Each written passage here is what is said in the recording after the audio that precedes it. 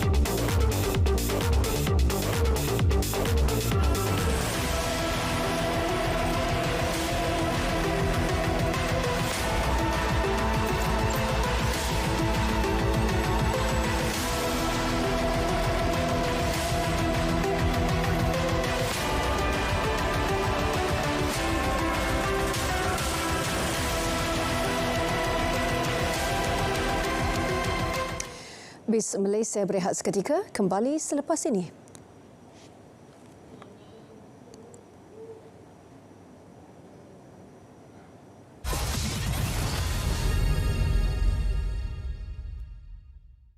Rakyat Malaysia memang hebat kerana tegas pertahankan hak Palestin.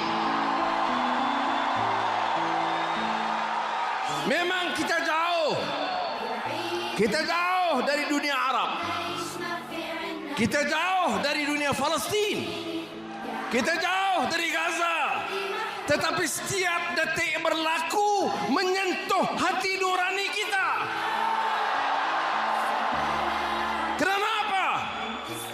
Karena kita tahu dan faham arti manusiawi, arti ihsan, arti kemanusiaan, dan lebih penting arti keadilan melawan kezaliman Israel.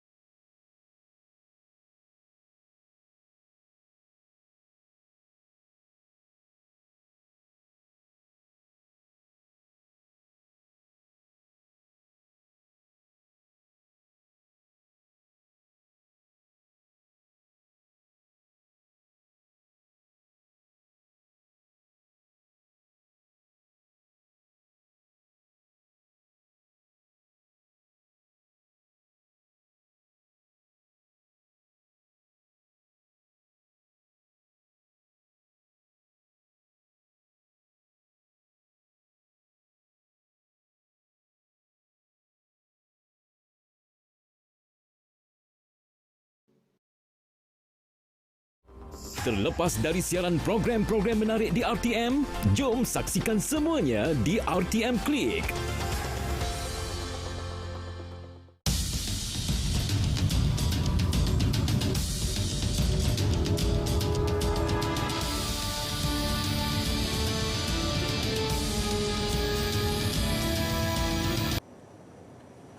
Masih bersama BIS Malaysia. Fenomena aman beting pasir atau snack bar yang hanya berlaku setahun sekali di Langkawi baru-baru ini menarik perhatian pelancong domestik. Rekod kunjungan mencecah hampir 3,000 orang secara tidak langsung menyemarakkan lagi publiciti pulau legenda itu sebagai lokasi percutian pilihan sekaligus membantu menjana pendapatan penduduk tempatan. Laporannya bersama Delaila Kadir.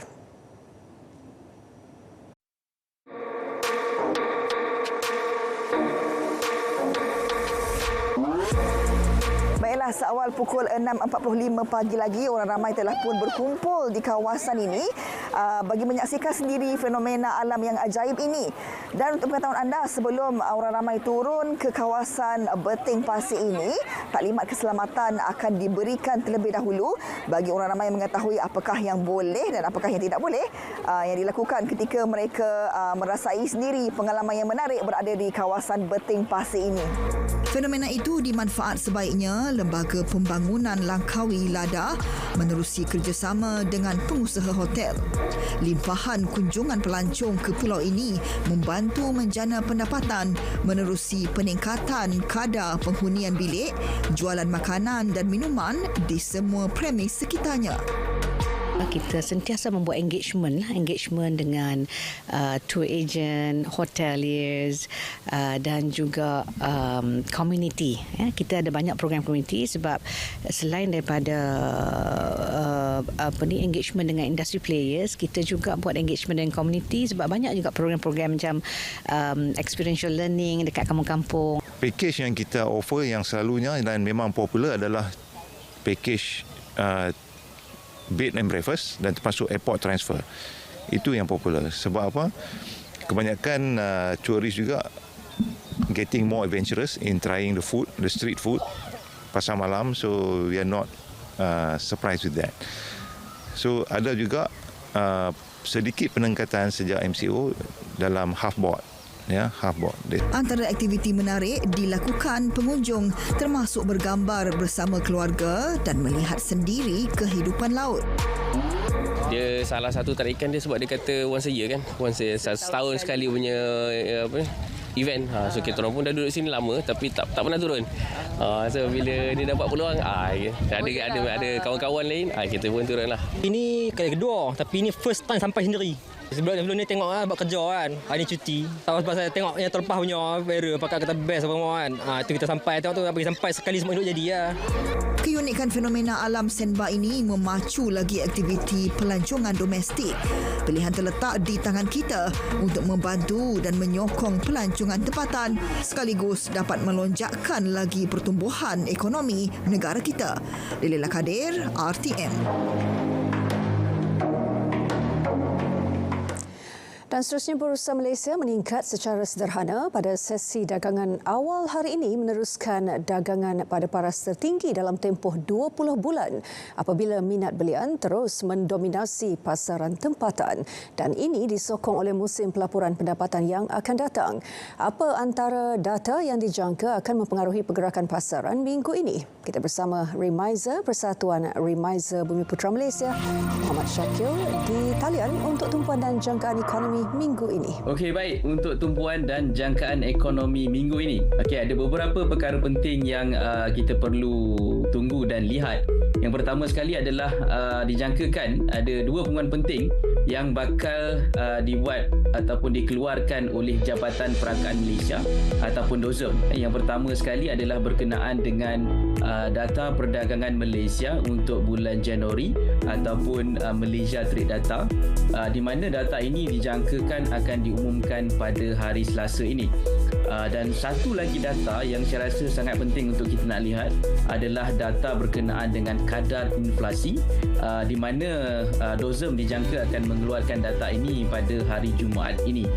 Dan seperti yang kita sedia maklum, kadar inflasi ini pada bulan Disember 2023 adalah berada pada kedudukan yang terendah, iaitu pada kadar 1.5%. Dan kita lihat perbandingan antara tahun 2003 dan 2022, kadar inflasi penuh untuk kedua tahun ini.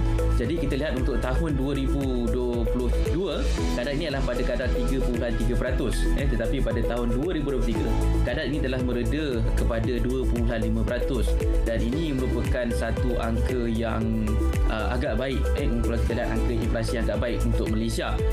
Tetapi untuk bulan Januari ini, mengikut konsensus daripada pakar-pakar, kita lihat ada berkemungkinan kadar inflasi ini akan berlaku sedikit peningkatan. Ini berikutan kita sedia maklum beberapa cukai-cukai baru yang telah diperkenalkan oleh pihak kerajaan. Sebagai contoh, saya ambil cukai sebanyak 10% untuk barang import bernilai rendah yang dijual pada kadar RM500. Kemudian kita ada juga cukai yang bakal dikenakan 5 hingga 10% untuk barang bernilai tinggi seperti emas dan lain-lain, dan kenderaan pada kadar harga tertentu dan sebagainya. So sudah semestinya ini akan memberi sedikit kesan dan impak kepada kadar inflasi. Dan tapi sebagai rakyat kita perlu faham cukai-cukai ini dikenakan adalah kerana pihak kerajaan ingin mencari satu alternatif ataupun untuk mendapatkan pendapatan tambahan, dan sudah pasti kita faham kesannya kita akan lihat pada kadar inflasi. Itu kita boleh lihatlah, dan kita kena tunggu apakah keputusan daripada DOSM yang bakal diumumkan pada hari Jumaat ini. Okey, dan kalau kita lihat pula daripada segi import dan ekspor, iaitu data perdagangan Malaysia, kalau kita lihat untuk tahun 2023 kadar ekspor menurun sebanyak 8%, manakala import menurun 6.4% kepada 214.1 bilion ringgit. Dan kalau kita faham, ini adalah ekoran keadaan ekonomi global yang tidak menentu, terutamanya apa yang sedang berlaku di China, deflation dan sebagainya, dan juga antara perang yang dingin sedikit antara China dan US berkenaan dengan industri semikonduktor yang turut memberi kesan kepada import dan ekspor kita. Dan dijangkakan konsensus daripada pakar-pakar menjangkakan bahawa import dan ekspor ni, import akan ada berlaku perkembangan sebanyak 2.6%, manakala ekspor akan berkembang sebanyak 7.6% untuk bulan Januari ini. So saya rasa ini adalah jangkaan ekonomi untuk minggu ini yang kita perlu perhatikan, dan kita kena lihat apakah keputusan-keputusan yang bakal diumumkan oleh Jabatan Perangkaan Negara ataupun DOSM.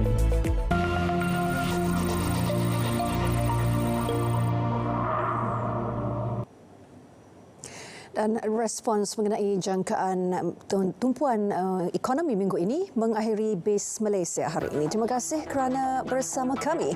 Dari sungai ke segara, Palestin pasti merdeka. Saya Hazel Desmond. Salam Malaysia Madani.